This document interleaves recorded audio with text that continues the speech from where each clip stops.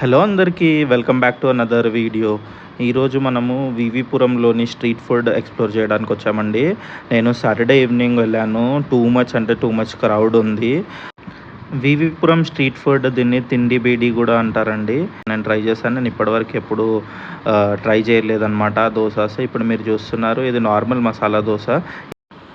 నేనెప్పుడూ ట్రై చేయలేదండి ఈ దోసని ఏమంటారో మీకు ముందే తెలిస్తే కమెంట్ చేయండి. నేను చెప్తాను ఏమంటారో.